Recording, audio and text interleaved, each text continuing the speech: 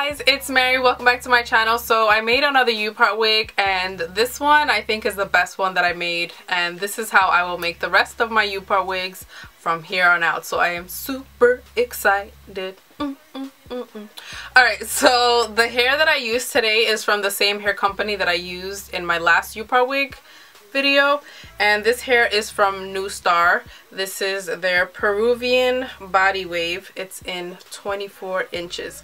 Now this hair texture does not stay in this pattern like you're seeing in the video. This, after you wash it and dry it, it's gonna be almost straight and it's just gonna have like a slight wave to it. So I just decided to straighten the hair because it really wasn't looking like this after I washed it.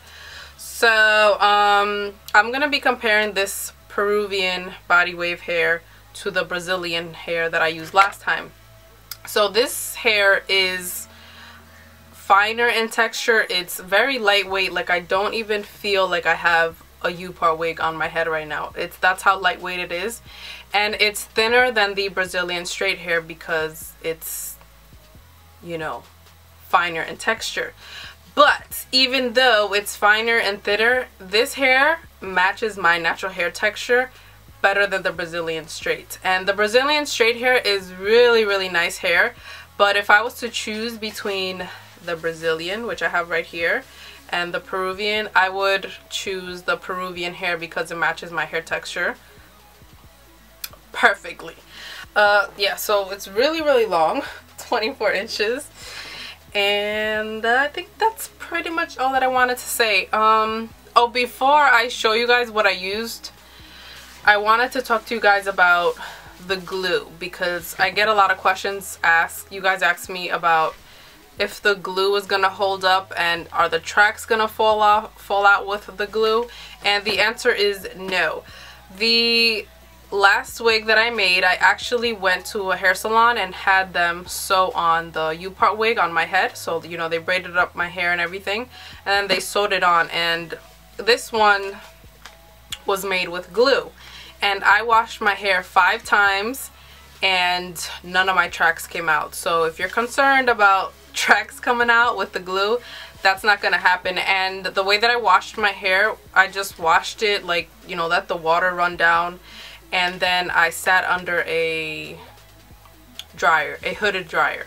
So, and I was concerned that when I was sitting under the hooded dryer that like the tracks were gonna melt off and just start coming off of the cap, but that didn't happen. And I was in Florida too, so it was really hot over there and none of my tracks came out. So yeah, for those of you concerned about using glue, don't worry about it. Honestly, just make your wig with glue and then test it out and see how it'll last you, because everyone is different in how they take care of the hair. You might be more rough than me, or yeah, so just try and see if you would want to use the glue. But yeah, I don't really feel the need to sew it down, like sew on the tracks. You can if you want to, but I really don't find it necessary.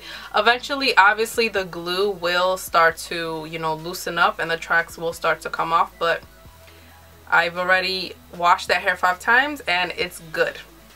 Alright, so I used glue, obviously, and I just wanted to tell you that this 2-ounce glue right here lasted me.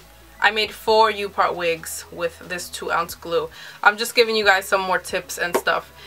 I mentioned this in my other video, but I'll mention it again. I use a Man foam head, and he's a cheaper alternative to a wig block. So if you don't want to spend a lot of money on a wig block, then definitely buy him, because his head shape matches my head circumference perfectly. So get yourself one of these, and I believe this was like $8, so definitely cheaper than a wig block. And what else did I want to say? Oh, the wig clips that I used this time, oh my god, I think these will be the only wig clips I ever purchased in my life. So they only had, these were the only ones that they had in my beauty supply store, and they were the ones with the teeth going straight down. And remember how I told you guys that do not buy those kinds? Well, this one is different because this one has like a rubber thingamajiggy like it has rubber going around it, so like when I clip this on my hair, it is so comfortable and it does not pull my hair. Even though the teeth are going straight down, I think that this little rubber thing going around it just makes it so comfortable to have in your hair. Like I can't feel clips in my hair right now. And definitely go with the smaller size. I don't know why, but I prefer the smaller size. They just grip the hair better. So, and this wig has 3 clips. It has one here, and one in the back, and I can't even feel them. They're not like pulling my hair or anything like that. They're very comfortable. I also use this to make my wigs. It helps your wig head thing not move around while you're making the wig. It just makes life easier. And I use a dome cap. This one is the one that I got from Sally's. And what I did differently this time is I tucked the elastic band part of the dome cap under to make it smaller, and I think that's why this wig cap fits me perfectly. Then also, what you're gonna see in the video, I use a blow dryer to dry my tracks after I place them. This just helps the tracks dry really fast, and it makes everything go by faster. I think doing this step is gonna make like the glue really stick. And the way that I laid my tracks this time was a little bit different, and hopefully you guys can understand how I do it in the video. But the first track I always go all the way around, and then the rest of the tracks I just went straight across like this, you know, until I got closer to the V part. I make a V part. And yeah, so if you guys want to see how I made my wig, then stay tuned and keep on watching. Bye guys.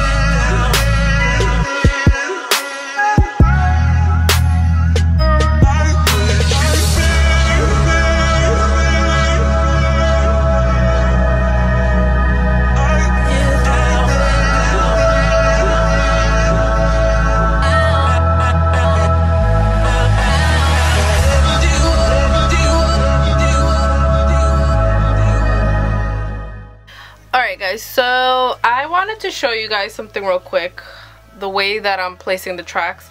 So I'm not going, the first track that I placed, I went all the way around, and now the other tracks that I'm placing, I'm going straight across like that, but kind of curved, and every time I place the track, I go over the other track. So that's what I mean by how I'm going over the tracks to make sure the other track is covered. So you see this track is showing right here, so what I do with the next track is go over that track like so to cover that last track like that, and then I cut it. I hope you guys could see that, but yeah, that's what I do. So I go over the tracks like this, and then I continue the same thing again. After this track, I go over this track again.